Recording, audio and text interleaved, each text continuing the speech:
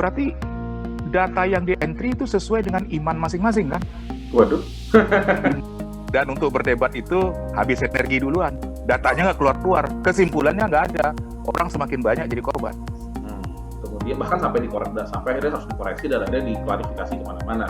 Nah ini persoalan teknologi, persoalan administrasi, atau emang ada yang disembunyikan sebenarnya gitu kan? Karena misalnya menghitung kebutuhan APD di setiap rumah sakit, buat orang mungkin kan gampang. Cobalah itu. Berhadapan sama dokter. Masing-masing punya cara untuk menghitung. Ada 5 orang yang menghitung, ada 5 angka yang berbeda. Mau dipakai yang mana? Kita itu nggak kompak ya sebenarnya sebagai negara. Betul, itu kenyataan di lapangan. Jadi problem terbesar sistem informasi bukan teknologi informasi. Dalam pilpres, 2 kali pilpres kita ada beberapa dan banyak pilkada gitu ya. Kandidat manapun dia punya buzzer. Ya, gitu. Pasti. Itu punya buzzer. Kadang-kadang saya lihat buzzernya kawan-kawan kita juga. Nggak usah dibahas kalau itu nggak usah dibahas.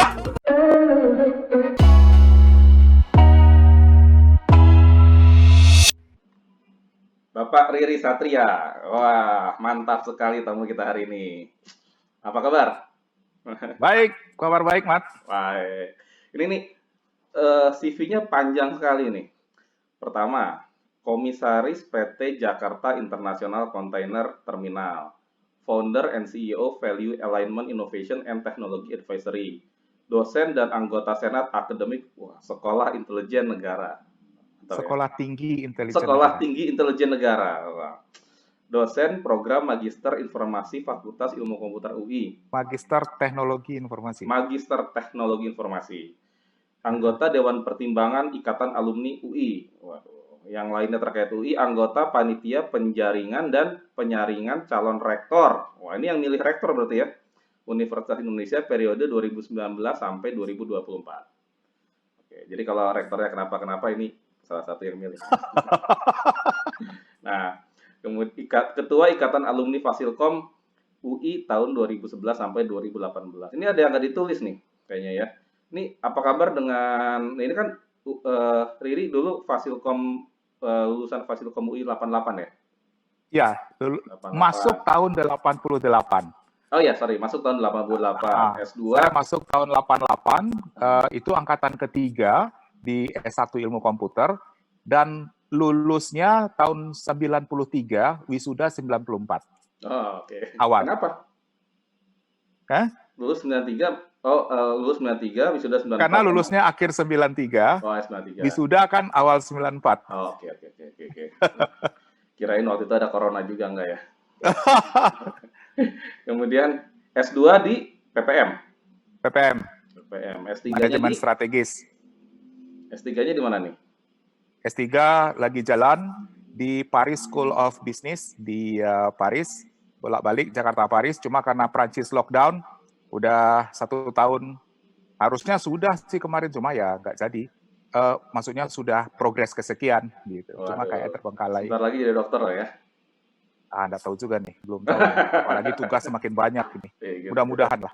Sekolahnya Jacques Chirac ya? Sekolah Jacques Chirac ya. Oke. Ya, ini kalau di website, di Facebook kerjanya sharing tentang sastra, penyair. Ini kenapa nggak ditulis ini? Oh, itu dunia lain, Mat. Dunia lain. Tapi memang dari SMP, dari SMA, saya tuh penggemar sastra.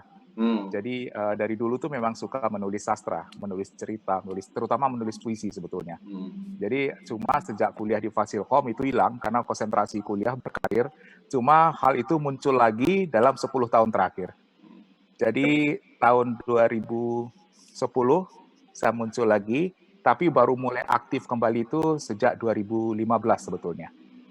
Itu baru ikut gabung dengan kawan-kawan komunitas di Taman Ismail Marzuki. Nanti habis S3 bikin jurusan sastra mesin ya gitu ya. Kemarin sempat jadi pembicara untuk topik computer generated poetry. Aduh, ini penyair bilang Yang lain aja deh, industrialis diambil perannya. Masa penyair diambil juga perannya sama komputer, yang bener aja. Jadi waktu itu peringatan Hari Puisi Indonesia. Hmm.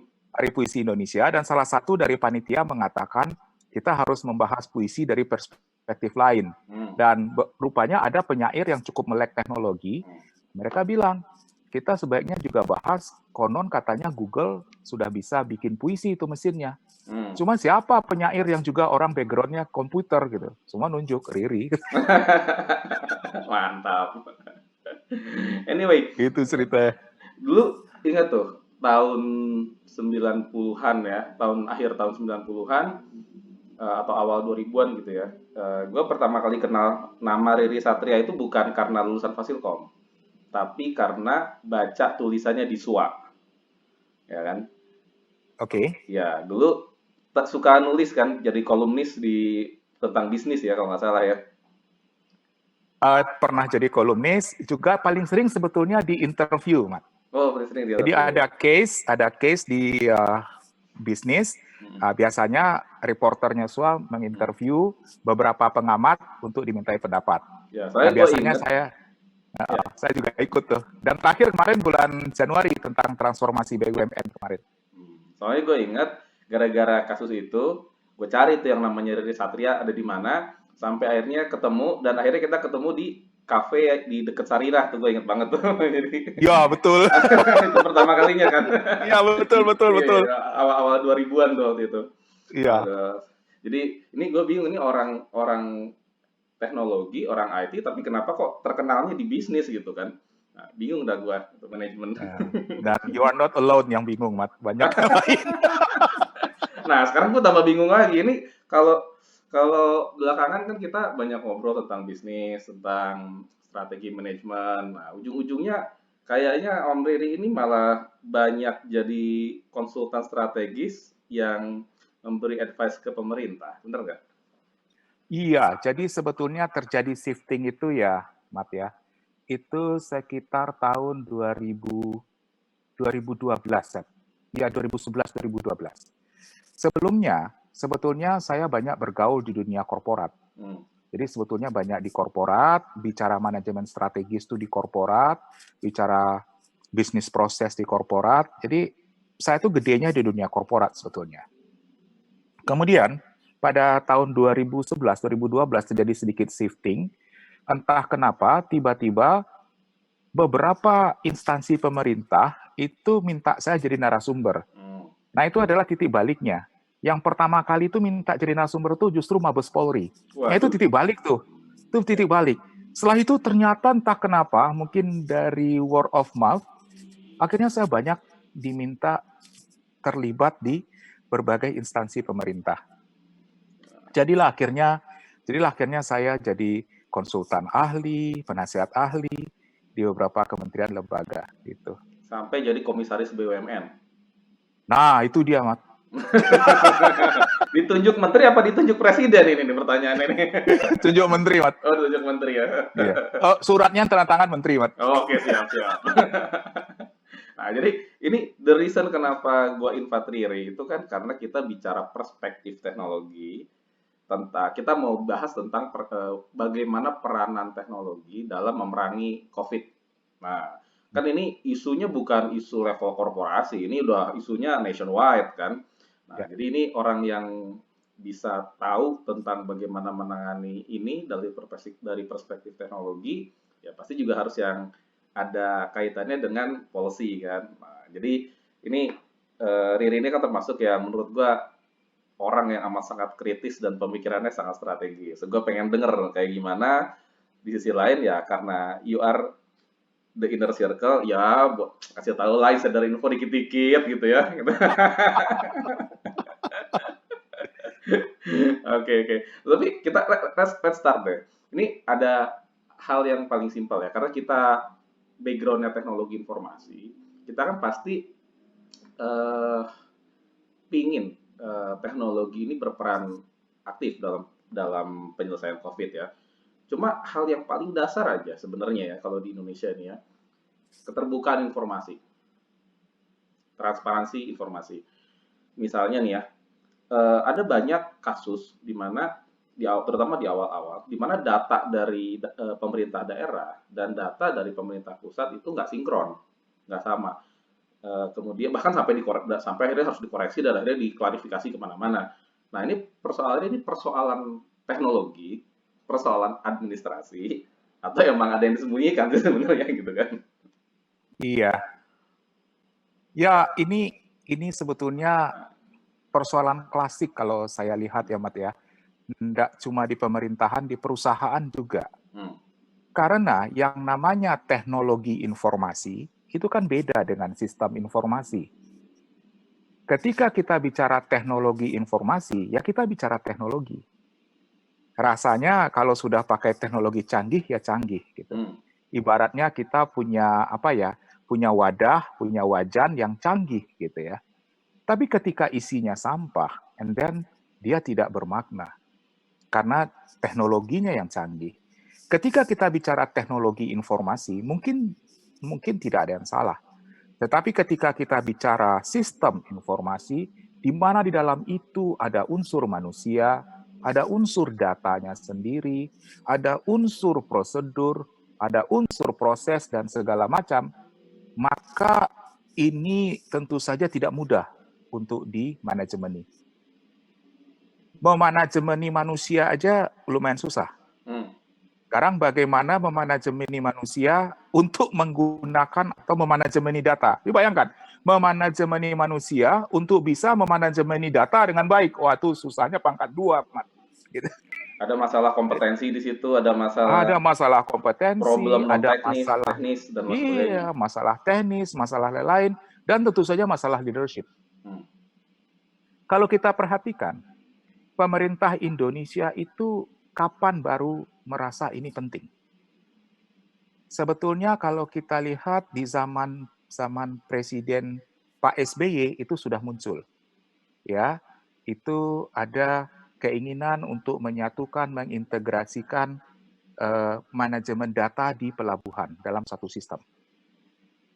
Kemudian berlanjut juga, nah kemarin muncul inisiatif di zaman Presiden Jokowi, Satu Data Indonesia. Nah, kan peraturan presiden kalau tidak salah tentang Satu Data Indonesia ini baru 1-2 tahun terakhir ini. Jadi memang kita harus berbesar hati mengakui bahwa mungkin dari sisi teknologi kita tidak menemui banyak masalah, walaupun masalah itu ada. Tapi dari sisi data, ini we have a very big problem. Jadi ada masalah teknologi, ada masalah people, ada juga masalah data. Data, betul. Berarti masalah utamanya itu di data. Data sebetulnya. Saya bisa setuju dengan Ahmad bahwa masalah terbesar itu ada di data. Nah, masalah data itu apa aja? Satu, masalah akurasi data. Nah, pertanyaannya yang di-entry ke dalam database kita ini akurat nggak? Kenapa bisa Menteri Pertanian ribut dengan pejabat yang lain bahwa data pertanian kita salah? Itu kejadiannya kira-kira tahun 2017 kalau tidak salah. Oh ya, Menteri Pertanian dan Kepala Badan Pusat Statistik tidak sepakat dengan data pertanian kita. Kenapa? Apa yang salah? Berarti data yang di-entry itu sesuai dengan iman masing-masing kan? Waduh. Imannya Kementerian Pertanian, imannya Badan Pusat Statistik. Nah ini kan harus direkonsiliasi. Mana yang benar? Bagaimana cara memperoleh data itu? Apakah data itu diperoleh dari perhitungan-perhitungan dalam pengertian sensus, atau itu data perkiraan melalui pendekatan-pendekatan tertentu? Nah, itu baru sumber data. Tapi gimana kalau kita mau ngambil keputusan? Kan kalau dalam teknologi kan kita punya prinsip garbage in, garbage out. Kalau data yang kita punya itu salah, ya konklusi kita pun juga akan cenderung salah. Ya, saya harus berbesar hati mengakui dan itu banyak terjadi. Jadi persoalan data ini solusinya seperti apa? Buat dari pemerintah sendiri punya solusi nggak untuk persoalan data ini? Otherwise ini akan kejadian terus kan? Saya berharap inisiatif Satu Data Indonesia yang dimulai 3 tahun yang lalu itu akan menggiring kita ke situ. Walaupun saya tahu juga di lapangan melakukannya tidak mudah. Bagaimana mengkonsolidasikan data-data antar kecamatan dalam satu kabupaten aja ributnya setengah mati. Kemudian belum lagi mengkonsolidasikan kabupaten kota madya di level provinsi. Itu baru di pemerintahan. Belum lagi mengkonsolidasikan lintas departemen. Belum lagi mengkonsolidasikan dengan swasta. Wow. Wah, luar biasa. Dan Ini juga negara kita besar luar biasa. Penduduk kita 260 juta. luar Tentu jangan biasa. dibandingkan dengan Singapura. Iya, luar biasa sekali. Dan kemarin kan sempat ada kasus juga ketika COVID ini ada persoalan kepala desa ya, itu pada komplain karena dia digugat sama warganya mengenai penyaluran bantuan. Dibilangnya ini saya di demo sama warga saya sampai diancam mau dibunuh karena menurut versinya mereka itu memiliki data yang versi A yang harus disalurkan, sementara data itu ternyata di lapangan tidak sama dengan yang terjadi. Jadi masalah data ini juga bisa sampai ngancam nyawa dong ya berarti ya. Mat, saya mau cerita. Saya pernah jadi anggota KPPS waktu Pilpres. Ya. Usah jauh-jauh. Saya bicara lingkup RW aja dulu. Ya.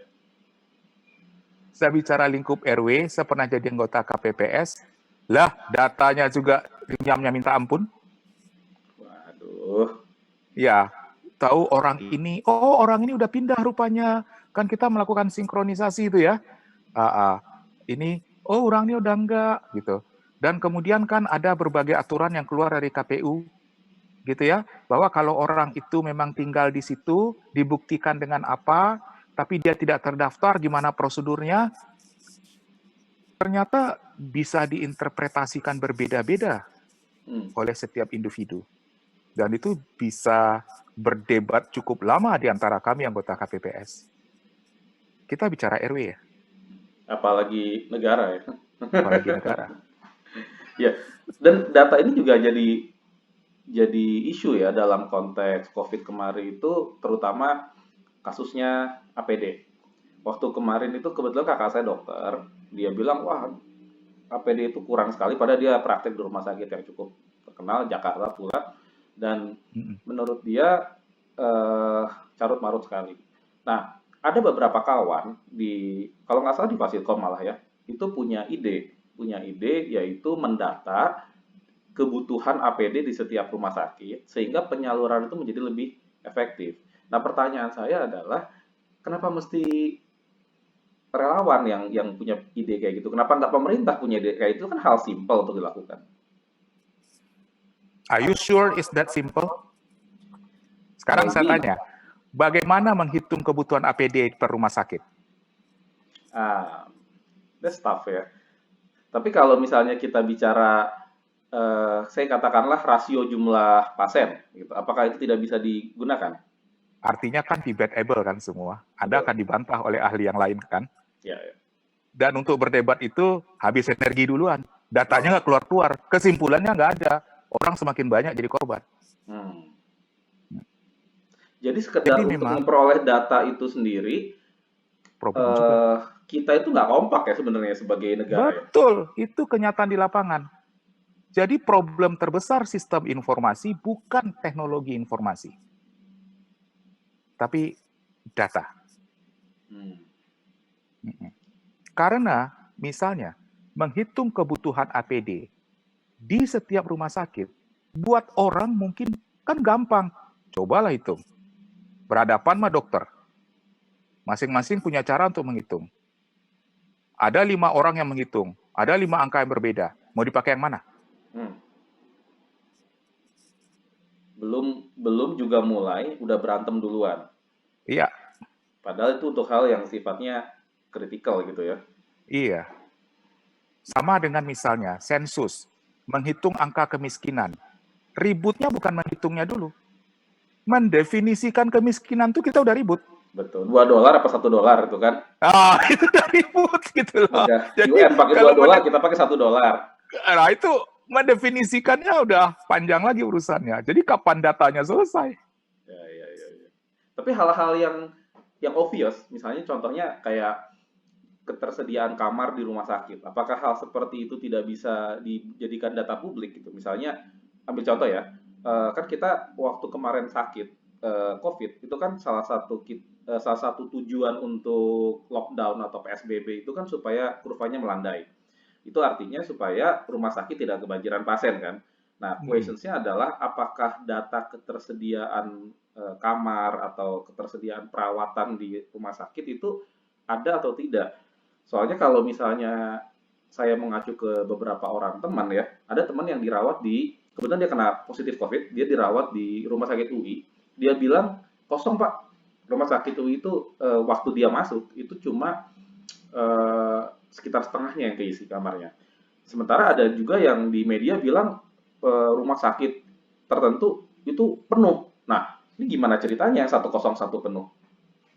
Apa tidak ada cara untuk mengelola itu secara data ketersediaan kamar secara lebih baik sehingga distribusinya juga lebih baik gitu? Harusnya pasti ada datanya. Saya yakin setiap rumah sakit pasti punya data mengenai aset yang mereka miliki. Tuh. Kalau sekedar kamar, berapa jumlah tenaga medis, itu saya kira mereka punya. Jadi harusnya tidak ada masalah. Tetapi kalau masih ada masalah, nah itu sudah di luar masalah teknis, teman. Oh, jadi kalau tadi kita bicara bahwa persoalannya adalah mendefinisikan aja masalah, kemudian mengumpulkan masalah, di luar itu juga bisa jadi sebenarnya nggak ada masalah pendefinisian, nggak ada masalah teknis pengumpulan, tapi ada kepentingan lain. Bisa saja. Such as? Seperti misalnya? Misalnya gitu ya, mungkin untuk pencitraan, mungkin ya nggak tahulah untuk apa. Tapi kan pencitraan misalnya atau jangan-jangan ya macam-macam lah kemungkinan itu terjadi sebetulnya. Untuk hal-hal yang sebetulnya terlalu banyak variasinya dan untuk hal-hal yang sebetulnya di luar aspek-aspek teknis sebetulnya. Tapi rasanya, Mas, untuk data per rumah sakit itu tidak ada masalah. Kecuali data-data yang sifatnya analisis ya, misalnya analisis kebutuhan, proyeksi, nah itu repot tuh. Analisis Tapi kematian. Kalau udah, ada nggak data? Analisis penyebab kematian. Soalnya kan ada juga yang mempersoalkan kok orang-orang yang meninggal itu tidak dibuka informasi meninggalnya karena apa. Kan ada yang berdebat tuh ya, ini meninggalnya bukan karena COVID, tapi karena sakit lain dan lain sebagainya. Atau ada juga yang bilang ini sebenarnya karena COVID, tapi di bawah yang lain gitu kan. Kan lumayan tuh buat riset. Coba kita pikir rasional aja, ya. Hasil tes tuh keluar berapa hari? Teman saya ada yang sampai 2 minggu baru keluar. Jadi hasil tes itu dia tidak keluar hari ini tes, besok sore keluar, enggak? Betul. Jadi ada jeda waktu, ya. Let's say kita ambil jeda waktu itu 4 hari aja. Oke, 4 hari. Ada orang kita tes hari ini, tapi kita baru tahu hasil tesnya 4 hari lagi kan? Betul. Dia meninggal besok. Bisa diputuskan nggak dia sakit apa? COVID apa enggak? Tidak bisa. Mendingan cari aman. Tidak bisa. Tapi kalau Ahmad jadi pembuat keputusan, mau dimakamkan secara COVID atau tidak? Secara COVID. Secara COVID. Tapi memang betul, dia belum ada kepastian. Tapi pada titik itu, kita mengambil keputusan berdasarkan risiko kan? 4 hari lagi baru keluar hasilnya. Kalau dia tidak COVID, ya syukurlah. Tapi kalau dia COVID, gimana? Jadi sebetulnya bukan data itu tidak transparan. Gitu ya. Jadi memang pada saat itu kita belum tahu kondisi pasien ini. Dan itu banyak terjadi, Mas. Banyak terjadi di rumah sakit karena memang belum keluar hasil tesnya. Jadi ketika dia meninggal, rumah sakit kan tidak mau ngambil resiko. Ketika rumah sakit mengambil tindakan atau keputusan untuk meminimalkan risiko dengan memakamkan dengan protokol COVID-19, keluarga komplain karena memang belum ada hasil positifnya. Belum ada memang. Karena begitu dia COVID, dia nggak boleh ditemenin sama keluarga kan, jenazahnya mesti dipisah dari itu yang bikin keluarganya komplain. Iya, tapi hasil tesnya kan belum ada memang. Nah sekarang kalau Ahmad direktur rumah sakit, mau makamkan secara COVID atau serahkan keluarga? Sudah pasti makamkan secara COVID. Daripada kena ke yang lain kan. Iya, tapi kan kita memahami situasi psikologis keluarga yang seperti itu kan. Benar. Benar, kita harus paham. Jadi ada dua faktor di sini. Pertama, faktor sains dan keputusan. Yang kedua, faktor manusiawi memang. Nah, di situ tidak mudah. Tapi Dan kalau orang ini bisa data-datanya itu keluar 3 hari kemudian, besoknya kan baru, meninggal, 3 hari kemudian keluar datanya. Berarti kan data riwayat sakitnya dia, andaikan dia positif, itu kan bisa bisa ketahuan, oh dia sebetulnya meninggal, punya penyakit apa dan dia positif COVID. Itu artinya informasi iya, itu bisa iya, dipakai untuk data iya. riset ke Tapi kan depan sudah kan? ribut duluan. Oh, sudah ribut duluan. Sudah ribut duluan. Sudah tersebar dulu di media sosial. Hmm. Rumah sakit kurang ajar. Dinas kesehatan brengsek. Sudah keluar duluan. Gue ingat dulu Riri pernah bilang sama gue untuk membedakan antara sinyal dengan noise. Ya, Jadi kalau kita bicara berita atau media, itu ada pesan yang memang benar perlu didengar. Ada juga cuma ya berita-berita sebenarnya noise nggak penting lah saja. gitu kan, noise gitu kan. Iya. Jadi sekarang di Indonesia ini sebenarnya banyak noise-nya daripada sinyalnya. Kita tuh gimana tuh Bukan di Indonesia, Mat. Di dunia. di dunia ya? Ya, lebih banyak noise-nya. Sekarang kejadian di Amerika Serikat banyak beritanya atau noise-nya. Ya betul betul betul. So, nih, Ahmad termasuk yang membangun opini juga nih, seolah-olah di Indonesia noise paling banyak, padahal ini di dunia sebetulnya. Dengan gua mengatakan begitu ya. Iya, dengan mengatakan begitu, dengan tidak sadar, Ahmad membangun di alam bawah sadar pendengar kita nanti Indonesia begitu. Padahal sesungguhnya dunia yang begitu. Ya, ya, ya. Tapi Indonesia juga begitu. Jadi itu adalah Iya, sesuatu Indonesia yang juga kita begitu. harus mampu bedakan karena kalau kita punya informasi kita harus bisa distinguish mana yang sinyal, mana yang noise gitu ya. Betul. Gitu. Nah, Tapi memang ya, dalam situasi yang sekarang, memang dibutuhkan kecerdasan-kecerdasan tertentu untuk bisa membedakan itu. Dan tidak mudah untuk setiap orang. Karena untuk membedakan mana yang sinyal, mana yang noise, kan ada istilahnya kalau di otak kita tuh algoritma untuk memilahnya, kan gitu, Mas. betul. Dan tidak semua orang memiliki itu, kan.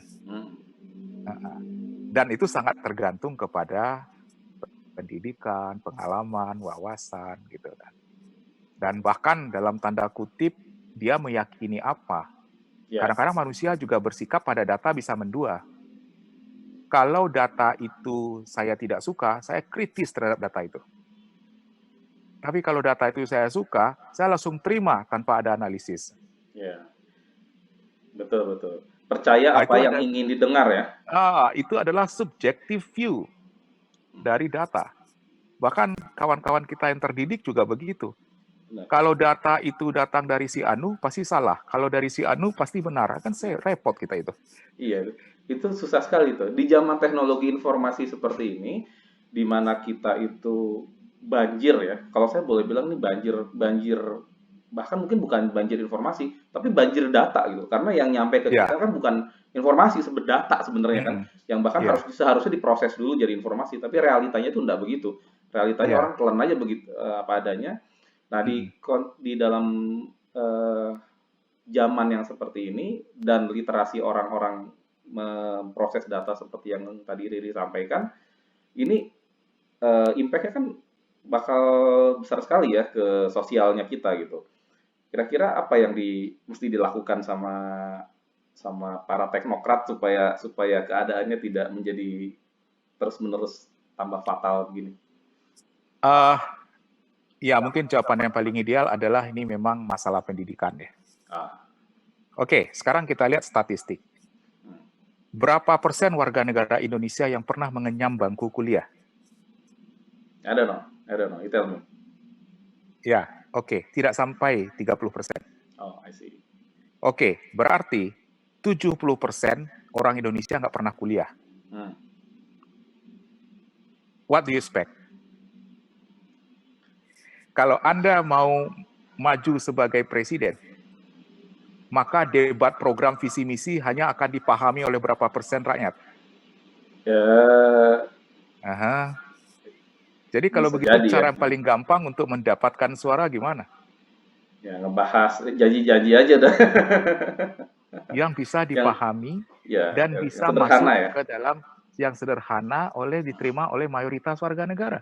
Betul. Karena one man one vote itu tidak membedakan antara orang yang ngerti dan yang nggak ngerti. Yang penting dapat suara. Tidak membedakan gitu. Jadi Anda berjanji sana sini gitu ya. Makanya dalam pilpres 2 kali pilpres kita dan banyak pilkada gitu ya. Kandidat manapun ya punya buzzer. Ya, gitu. Pasti. Itu punya buzzer. Kadang-kadang saya lihat buzzernya kawan-kawan kita juga. Gak usah dibahas kalau itu gak usah dibahas. Yang lucunya ada orang-orang yang sebegitu confident, orang-orang terdidik yang segitu confident dengan data yang mereka peroleh, dengan informasi yang mereka peroleh, padahal kita tahu itu informasi di fabricated gitu kan. Kok bisa ya gitu ya. Ya begitulah, Mat. Tapi ya sudahlah, namanya juga manusia. Nanti juga sama-sama ngerti. Kalau udah kesandung. Tapi memang ada kita harus hati-hati di sini ya. Kalaupun kita tahu bahwa itu keliru misalnya ya. Tapi tidak mudah juga untuk meluruskannya. Tidak mudah juga. Karena dalam dunia sosial itu ada namanya the real fact, fakta yang sesungguhnya. Ada namanya perception of the fact. Persepsi terhadap fakta. Dan dalam metodologi penelitian juga ada kan. Kita mencari data yang the real fact, yang data positif. Atau kita melakukan survei dengan menggunakan persepsi terhadap fakta, misalnya skala Likert, setuju tidak setuju. Itu kan kita sebetulnya memainkan the perception of the fact. Seperti yang banyak dilakukan oleh lembaga survei dari dulu. Apakah mereka mengukur kinerja Presiden Megawati? Mereka mengukur kinerja Presiden SBY? Mereka mengukur kinerja Presiden Jokowi? Tidak. Mereka mensurvei opini orang terhadap kinerja presiden. Karena itu yang meter untuk dia dipilih lagi atau tidak kan? Betul. Jadi tidak fakta. Tapi kalau opini kan ada unsur subjectivity di situ. Gitu. Ada subjectivity. Apalagi kalau misalnya saya pro si A gitu ya. Baik buruk salah benar A itu baik gitu kan. Kalau pro B ya begitu. Jadi memang situasinya seperti itu gitu. Maka saya sering mengatakan gitu. Anda kan nih seolah-olah nih juru kampanyenya kandidat A nih, tugas Anda memang harus mengangkat kandidat A dengan berbagai cara gitu. Nah, sementara kalau B itu ya begitu, cuma persoalannya gini. Persoalannya ayolah kita beretika saja. Kita boleh saling kritik tapi berdasarkan fakta. Itu namanya negatif campaign. Negatif campaign it's okay, Mat. Negatif campaign itu adalah mengatakan kelemahan lawan dengan data-data yang ada. Itu negatif campaign. Beda dengan black campaign. Beda dengan black campaign. Black campaign itu adalah menfitnah, menyerang, tidak ada data, itu black campaign. Gitu. Menarik sekali ini nih. Ya memang nggak bisa dihindari ya, di zaman teknologi informasi ini, ya peran kita ya sebagai orang yang menciptakan teknologi, itu kan dan mengerti apa yang terjadi di balik itu, sebetulnya kan kita juga harus tahu impact terhadap alat buatan kita itu kan sebenarnya kan. Nah, jadi kalau misalnya kita nggak mengelola itu ya sebetulnya ya menciptakan hal-hal yang tadi itu ya, misalnya noise yang nggak perlu dan lain sebagainya. Tapi kalau kita balik lagi ke pemerintahan ya dalam hal ini, sebetulnya pemerintah Indonesia itu prioritasnya dalam konteks teknologi gitu ya. Apa sih yang dicoba dibangun oleh pemerintah Indonesia terkait teknologi untuk memerangi COVID ini gitu kan? Yang konkret deh gitu kan. Sebetulnya kalau dari sisi teknologi ya, untuk menghadapi COVID itu ada 3, Mas, sebetulnya. Ada tiga domain teknologi. Domain yang pertama adalah teknologi untuk mengatasi COVID itu sendiri. Dan itu adalah teknologi terkait dengan medis, kesehatan, betul. Medis, itu domain yang pertama. Memang teknologi yang frontliner untuk menghadapi COVID. Di sini termasuk adalah teknologi penemuan vaksin, teknologi pencarian obat, termasuk teknologi-teknologi medik yang mendukung, misalnya membuat ventilator dengan harga yang murah supaya kita tidak tergantung pada impor, macam-macam. Atau membuat alat tes sendiri, gitu ya. Jadi itu teknologi yang betul-betul menjadi garda depan untuk berhadapan dengan COVID-19. Yang kedua adalah teknologi yang diperlukan untuk mempelajari perilaku COVID-19. Ini biasanya syarat dengan simulasi-simulasi. Kapan titik puncak, bagaimana pola penyebarannya di Indonesia, kemana dia pergi, kemana alirannya pergi, sehingga ini dipergunakan untuk membuat keputusan.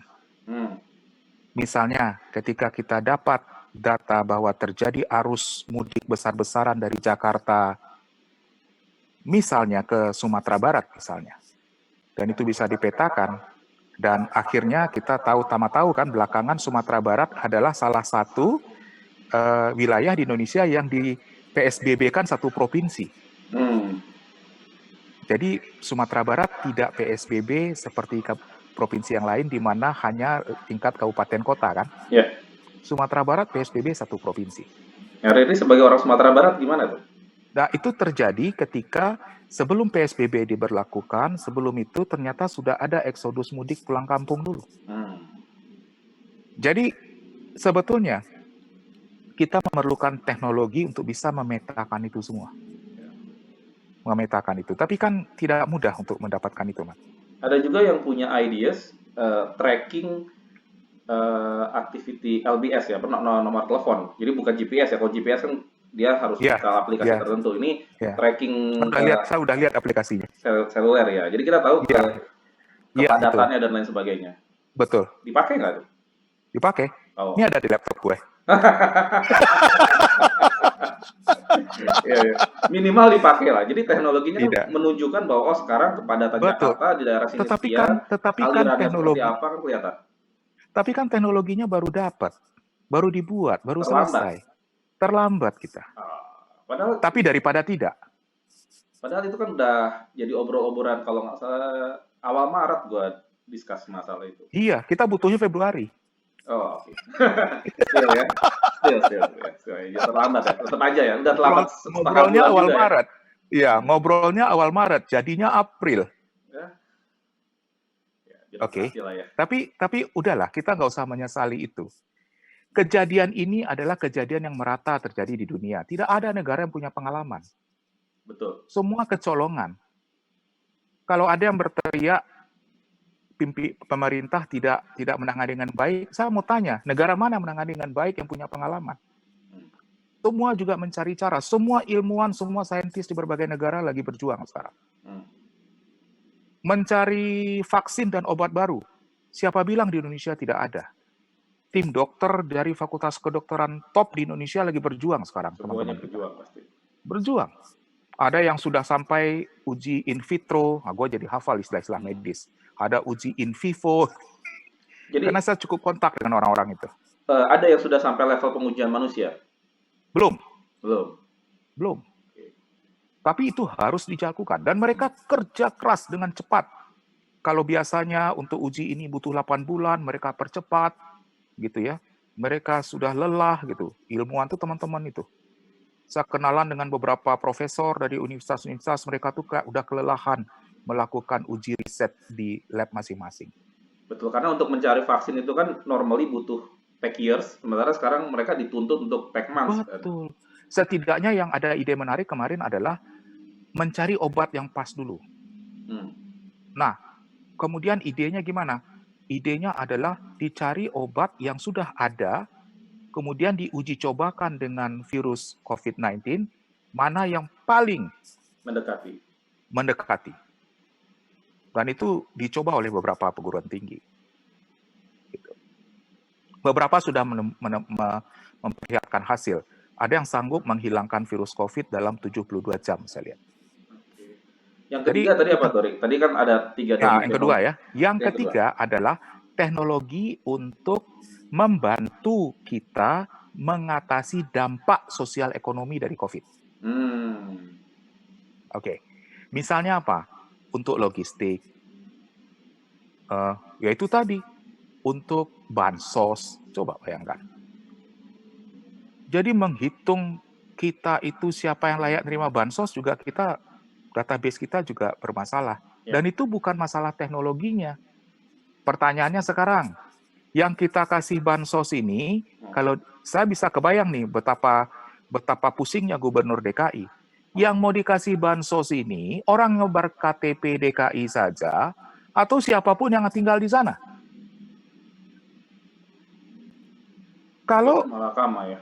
Kalau yang ber-KTP DKI saja, saya yakin anggarannya ada.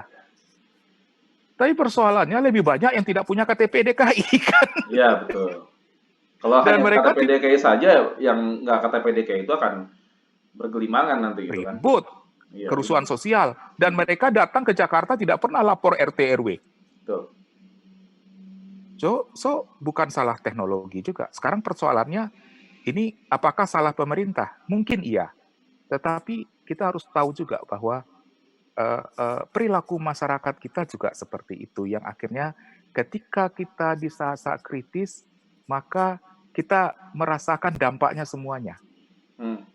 Kita merasakan semuanya. Kita sulit membuat keputusan, kita sulit memetakan, kita sulit seperti ini. Apakah paling gampang memang menyalahkan pemerintah? Saya tidak peduli mau itu pemerintah pusat, pemerintah daerah, tapi paling gampang mau menyalahkan pemerintah. Menyalahkan pemerintah yang tidak sesuai selera dia ya. Ya, tidak sesuai. Nah, tapi kita lupa bahwa perilaku kita sebagai masyarakat juga berkontribusi terhadap itu. Besar sekali itu. Iya. Ya, betul. Ya. Itu jadi ada 3 Mat ya tadi ya. Teknologi yang menjadi garda depan untuk menangani COVID itu sendiri itu terkait medik. Nah, sebetulnya ada teknologi kita juga ada di sini, teknologi digital. Namanya uji in silico. Uji in silico itu dalam medik adalah uji melalui simulasi komputer untuk obat-obatan dan medik. Dan yang kedua adalah dilakukan di Indonesia. Oh, I see. Yang kedua adalah yang kedua adalah teknologi untuk memetakan perilaku dari COVID. Penyebaran. Bisa dibilang itu preventifnya. Kita memang preventif karena kita menghasilkan proyeksi-proyeksi. Kita menghasilkan proyeksi kemana arahnya berikut. Dan itu kawan-kawan gua yang bikin itu sudah menggunakan machine learning sehingga dia memperbarui modelnya setiap saat berdasarkan data positif yang terjadi. Jadi terlibat juga? Ya, terlibat dikit lah. Nanya-nanya nakal dikit boleh lah ya. Tapi intinya adalah itu dilakukan dan itu kita itu betul-betul kerjanya Rodi betul. Jadi percaya. Waktu istirahat kita kurang. Demi merah putih. Ya, itulah Mat, gitu ya. Dan yang ketiga adalah teknologi yang memang untuk menangani dampak sosial ekonomi dari COVID. Nah, yang gitu Mat, ada 3 sebetulnya. Betul. Yang ketiga ini sebetulnya yang gua juga sangat tertarik untuk membahas sebenarnya. Karena seperti kita tahu ya, COVID itu kan masalah kesehatan. Tapi kalau dampaknya meluas seperti sekarang, ujung-ujungnya jadi masalah ekonomi kan sebetulnya kan. Nah, kalau kita ngelihat sekarang, di kondisi sekarang gitu ya, kan itu udah mulai dibuka nih. Sudah mulai dibuka, dilonggarkan maksudnya gitu ya. Sudah mulai dilonggarkan dan lain sebagainya, regardless of mungkin PSBB masih sampai dengan akhir Juni. Nah, tapi ada nggak hal-hal yang dikaji oleh government kita atau oleh para pebisnis mungkin yang sedang discuss dengan government terkait apa yang kita mesti lakukan ke depan. I'm not talk about ke belakang ya, tapi ke depan gitu kan. Artinya sambil ngopi ya, Mat. Siap. Saya juga ada kopi kok, tenang. Nah, jadi ke depan itu supaya kita itu lebih lancar secara ekonomi, lebih lancar secara kesehatan, itu ada nggak teknologi-teknologi yang ingin diciptakan atau pembicaraan dengan Menteri Industri lah atau Menteri Riset dan lain sebagainya? Iya, betul. Sekarang kayaknya kita tersadarkan semua. Jadi pemerintah kelihatannya mencoba untuk merevisi target pembangunan 2020 akhir dan pembangunan 2021. Maka sekarang health system kesehatan itu menjadi prioritas. Kita belajar banyak dari kasus ini, ternyata ketika terjadi health system kita juga terbirit-birit, gitu ya. Apalagi health information system kita. Ternyata banyak sekali persoalan di situ. Itu yang pertama. Belum lagi masalah kedua, mungkin Ahmad pernah mendengar bahwa FAO sudah mengeluarkan alert. Pasca COVID-19 di Tenggarai akan ada kekurangan pangan di dunia. Betul. Kalau seperti itu, apa harus kita lakukan? Kita terbiasa mengimpor beberapa bahan pangan dari negara penjual. Ketika FAO mengeluarkan itu, tiba-tiba mereka nggak menjual lagi keluar ke Indonesia. Mereka untuk jaga-jaga kebutuhan negaranya masing-masing. Akibatnya, kita sekarang berpikir bahwa ada kedaulatan tertentu yang harus dibangun di negara ini. Kedaulatan pangan, kedaulatan kesehatan, dan berbagai kedaulatan lain. Kita tersadarkan sekarang. Dan kita terlalu banyak impor. Kita tersadarkan. Bagus itu dong, berarti membawa berkah juga ya? Ada blessing in disguise, tapi the cost is too high. Gitu. Yes. Tapi kalau nggak diginiin mungkin nggak sadar-sadar kali, Ri. Bagi yang sadar, yang nggak sadar juga nggak juga. Iya. Jadi teknologi, soalnya kalau gue lihat ya, kayak misalnya di China lah paling gampang, di Wuhan ya. Begitu ada persoalan COVID muncul, mereka battle itu teknologi. Orang keluar masuk itu kan ada yang pakai QR yang masing-masing pegang handphone, pakai QR yang warna khusus. Terus kemudian ada banyak sekali teknologi untuk masuk bandara juga, thermal trackingnya jalan bagus. Kita kan katanya harus ngimpor, nggak ada duitnya lah, atau ada yang nggak jalan dan lain sebagainya. Artinya ketika berhadapan dengan kasus-kasus seperti ini, kita negara-negara lain itu secara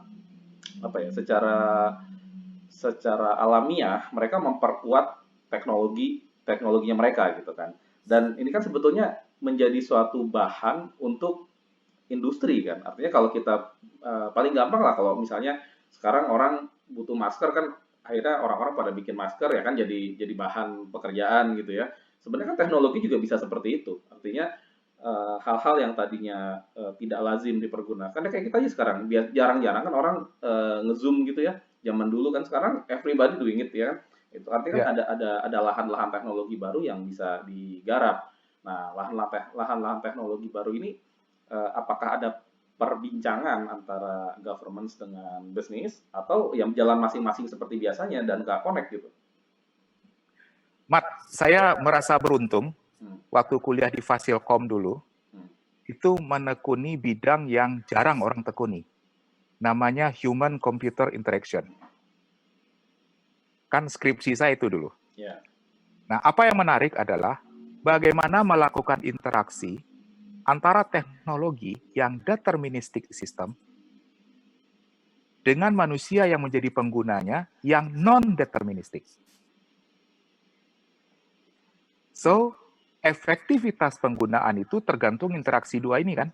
Betul.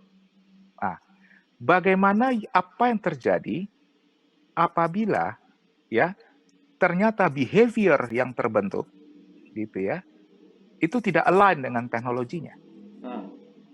Misalnya, kita punya teknologi otomotif. Jadi kita bisa bawa mobil di jalan raya. Tetapi kita belum punya behavior patuh pada lalu lintas kalau nggak ada polisi. Jadi ada unsur behavior dari pengguna teknologi yang harusnya menjadi asumsi dari penggunaan teknologi itu, tapi tidak dipenuhi. Akibatnya, efektivitas dari teknologi itu tidak terjadi. Nah, itu baru hal contoh kecil. Nah, saya bicara apa misalnya? Kita punya teknologi informasi yang canggih, tapi ketika update data tidak dilakukan, ketika backup data tidak ada, dan segala macam, atau data dimanipulasi, behavior dari kita yang terbentuk tidak align dengan keberadaan teknologi itu. Jadi teknologinya tidak salah. Yang salah itu behavior kita. Tetapi masalahnya, efektivitas keduanya, itu sinergi keduanya itu sangat tidak bisa teknologi toh. Jadi the technology mungkin tidak salah, Mat. The teknologi tidak salah. Tetapi human yang menggunakan teknologi itu punya behavior yang tidak align dengan persyaratan teknologi ini supaya dia memberikan hasil guna yang luar biasa. Itu yang terjadi. Dan orang-orang yang jadi teknokrat sekarang itu cenderung pandai di satu sisi, tapi dia tidak mengawinkannya dengan sisi penggunaan tadi kan. Jadi akhirnya seringkali itu jadi dua areal yang seolah tersegregasi gitu. Betul. Ada yang menarik juga. Ketika situasi sudah panik begini, ada programmer yang kita minta harus segera jadi itu simulasi, gitu ya. Jadi ada satu modul yang tangani. Dia bekerja kayak situasi tidak kritis. Kemana lo? Gua santai dulu, gua ngopi dulu, ngerokok dulu. Kan naik darah kita. Ya. Ini kritis, harus jadi segera gitu. Tapi artinya behavior dia yang terbentuk memang dia tidak aware dengan apa yang terjadi. Jadi sebetulnya bagaimana kita mensinkronkan semua itu problem terbesar, dan itu adalah pertanyaannya itu tugasnya siapa? Ahli teknologi, ahli ekonomi, ahli sosiologi, atau siapa? Rasanya menurut saya salah satu yang perlu kita pikirkan di pendidikan kita adalah mungkin sudah mulai saatnya kita memikirkan tidak lagi terkotak-kotak dalam pohon ilmu. Karena persoalan real di dunia nyata tidak pernah datang dalam bentuk terkotak-kotak dalam pohon ilmu. Harus multidisiplin. Multidisiplin. Nah, Mat, itulah sebetulnya ya. Gua tuh manusia multidisiplin, Mat. Ada yang bilang gua multidisiplin, ada yang bilang gua nggak jelas, tergantung lihatnya dari mana. Itu pertanyaan kita pertama kali. Riri ini sebenarnya siapa? Ya kan, manajemen kah? Ya, ahli manajemen kah? Ahli IT kah? Atau ahli politik atau penyair? Itu kan bikin bingung. Ya, saya bilang diri saya orang multidisiplin. Gitu ya. Walaupun ada yang bilang gara-gara itu menjadi tidak jelas. Ya tergantung. Kalau buat dia definisi jelas itu monodisiplin, ya sayang sekali hidupnya. Ya. Tapi orang kan bisa jelas dengan multidisiplin kan? Aduh. You can change people mind lah. Iya. Tapi yang paling tapi seru ya. Jadi memang kalau kita merangkum dari awal sampai dengan akhir, intinya kan peran teknologi untuk memerangi COVID ini tidak bisa berdiri sendiri, ya kan? Dia hanya menjadi satu pilar, dan ada banyak pilar lain yang pada saat yang bersamaan itu harus dikombinasikan. Betul. Nah, dalam kontekstual di Indonesia, ini mau sebagus apapun kita memerankan peran teknologi ini, kalau pilar yang lainnya nggak jalan, ya itu nothing lah ya, nggak akan kemana-mana. Bahkan boro-boro kita ngomong pilar sosial atau pilar ekonomi yang lain, even di dalam konteks teknologinya aja, subpilarnya yaitu perolehan data aja masih masalah banget. Jadi kalau teknologi itu sendiri terbagi atas di subnya itu ada yang terkait sama infrastrukturnya, ada yang terkait sama mungkin application or people-nya, ada yang terkait juga dengan pengelolaan datanya, ininya aja juga belum beres gitu kan. Nah, jadi kalau kita mau maju ke depan, ini sebetulnya mungkin harus ada semacam pemetaan kali ya. Apa sih sebenarnya harus dilakukan ke depan supaya ke depan ini kita tidak bekerja dengan cara yang sama seperti kemarin kan. Ya kan? Kan kalau Albert Einstein kan bilang kita tidak bisa menyelesaikan masalah di level berpikir di mana kita menemukan masalah itu kan. ini persoalannya adalah kita naikin level berpikir kita atau kita stay di level berpikir yang sama terus berharap ada keajaiban gitu. Nah, pemerintah kita ini memang saya percaya sudah berusaha maksimal sebenarnya, dan gue yakin banyak orang yang dalam hatinya berpikir begitu ya. Cuma like atau dislike itu kan again ya sesuatu yang wajar sih kalau menurut gue. Jadi anyway, kalau kebetulan pemerintah diganti sama temannya dia, gue rasa juga situasinya akan omongannya akan beda sih sebetulnya gitu kan. Nah, tapi kalau kita mau jujur, sebenarnya konkret deh. Apa sih yang Riri bisa sarankan? Meskipun actually you are You are inside the building ya. Tapi apa sih yang lo bisa sarankan dilakukan baik oleh pemerintah maupun oleh teknokrat maupun oleh masyarakat pada umumnya supaya kita bisa lebih baik lagi ke depan. Ya nggak usah Oke, banyak-banyak lah, 3 aja gitu. Makin banyak ya, makin bingung kan orang. iya. Mat, pada tahun 2003 saya dikasih kebebasan waktu itu untuk memilih ikut kursus manajemen. Hmm. Ya, kawan-kawan saya memilih kursus manajemen keuangan, kan lagi ngetren tuh 2003, 2004. Ada manajemen pemasaran. And you know, Mat, gue pilih kursus apa? ARD. Crisis Management. Oh, No, bukan analisis. Crisis Management. Manajemen krisis. Which is manajemen krisis itu sedikit peminatnya. Karena tidak populer manajemen krisis. Dan di kampus kita tidak pernah ada kuliah manajemen krisis. Krisis. Krisis. Coba kita di Fasilkom aja tahu nggak krisis itu apa? Nggak tahu. Boro-boro tahu. Boro-boro terbentuk behavior. Tahu aja nggak. Gitu kan? Jadi begini, yang pertama problem kita terbesar adalah crisis management. Bagaimana memanajemeni situasi dalam kondisi krisis. Crisis management. Pada crisis management kita dituntut untuk membuat keputusan secepat mungkin dengan data yang terbatas. Kita dididik di kampus membuat keputusan dengan data yang lengkap. Tapi kita tidak terdidik untuk membuat keputusan dengan data terbatas. Sehingga saya mengatakan dalam beberapa kesempatan, problem pertama kita crisis management, baik di pemerintahan sampai kepada kita mendidik mahasiswa kita. Mahasiswa kita didik dia membuat skripsi, membuat itu dengan doktrin yang kita berikan adalah keputusan baru bisa dibuat kalau datamu lengkap. Maka dia akan melengkapi itu semua, kemudian entah waktunya kapan, kalau belum lengkap, kita bilang dia tidak lulus. Bayangkan kalau behavior itu terbawa sekarang. Dia menunggu data lengkap dulu baru buat keputusan. Sudah banyak orang jadi korban. Itu adalah manajemen krisis, Mat, yang pertama. Jadi kita memang harus membangun manajemen krisis secara holistik nasional.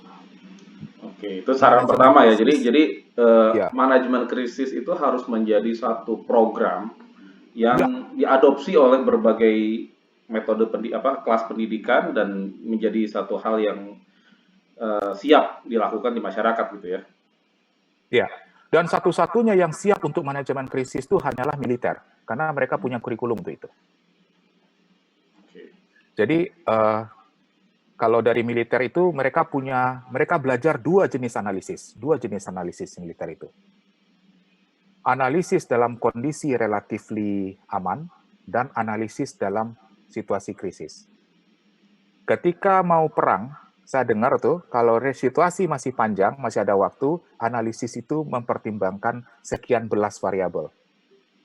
Tapi ketika situasi krisis, musuh sudah dekat segala macam, hanya 4 yang diukur, habis itu tempur.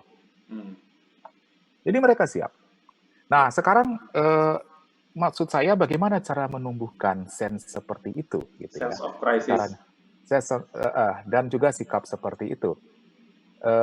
Ketika saya memimpin sebuah tim dalam situasi krisis seperti itu, Mat, saya tidak ada cerita. Besok pagi harus jadi. Tapi Pak, no way tapi. Pak, besok pagi sekarang kan udah jam 5 sore, Pak. Kalau besok pagi gimana, Pak? Sekarang jam 5 sore.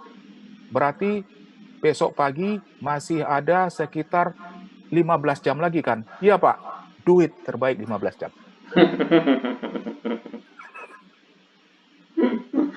Kok gue familiar ya dengan kalimat-kalimat begitu ya. Kayaknya kalau kita kayak gitu tuh it's not an option ya. Iya, tapi orang kan masih berpikir kapan istirahat, kapan itu. Ya, betul, Mungkin karena yang dihadapi tidak peluru dan bom. Betul. Yang dihadapi COVID yang nggak jelas wujudnya. Tapi kan tetap saja itu adalah krisis gitu ya. Jadi itu yang pertama. Tadi kan kamu minta 3 ya. Ya. Jadi yang pertama adalah sense of crisis. Yes. dibangun, Dan crisis management itu sendiri ya? Ya, mulai dari membentuk crisis center, oke lah pemerintah membentuk gugus tugas, gitu ya, tuh katakan adalah crisis centernya nasional. Tapi persoalannya yang mengawaki itu mengerti crisis management nggak? Gitu kan? Belum lagi para pakar kita ini mengerti crisis management nggak? Yang mengatakan pemerintah terlalu cepat, ya ampun masih terlalu cepat.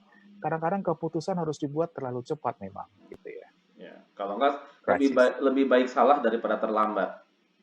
Nah, ya walaupun itu banyak juga mendebat kan. Karena para pakar, para ahli umumnya ingin situasi itu perfect, diuji semuanya baru keputusan dibuat. Tapi kalau itu kita lakukan, terlalu banyak korban yang terjadi. Banyak korban, betul. Iya, itu bedanya antara scientist dengan decision maker di lapangan kan. Betul. Butuh determinasi. Termasuk CEO. Yang paling susah adalah harus berani ngambil keputusan yang tidak populer. Betul, Mas. Terus. Yang kedua, kita sudah saatnya melakukan segala sesuatu itu dengan lintas disiplin atau multidisiplin. Kita harus berani untuk itu. Lintas disiplin, multidisiplin, kalau di pemerintahan namanya lintas sektoral. Itu harus berani kita. Karena pendekatan-pendekatan yang banyak dilakukan, pendekatan-pendekatan yang sifatnya satu disiplin, kemudian tidak terbiasa dengan melihat berbagai perspektif, dan yang lebih problem adalah leadership untuk melihat multidisiplin ini kita berharap dari mana? Kalau rapat dipimpin oleh seorang pimpinan yang kebetulan background-nya TI, pertimbangan TI dia lebih banyak. Ketika rapat dipimpin oleh orang yang background-nya ekonomi, pertimbangan ekonominya lebih banyak. Ketika rapat dipimpin oleh orang background-nya tentara, pertimbangannya aspek keamanan, pertahanan. So, memang ini kita harus terbiasa untuk melihat segala sesuatu itu lebih lintas sektoral, lebih multidisiplin, lintas disiplin. Karena persoalan di dunia nyata tidak pernah datang dalam satu disiplin atau satu sektoral saja. Benar. Ya, itulah sebabnya saya senang sekali ketika UI punya namanya jurusan-jurusan multidisiplin di tingkat S2. Karena ada fakultas sekolah kajian global, strategis, sekolah itu kan multidisiplin semua itu. Dan itu memang diperlukan. Itu yang kedua, kita kajian multidisiplin. Yang ketiga, kita harus punya struktur manajemen yang clear, mana yang menyusun strategi, mana yang put strategi untuk action, mana yang action.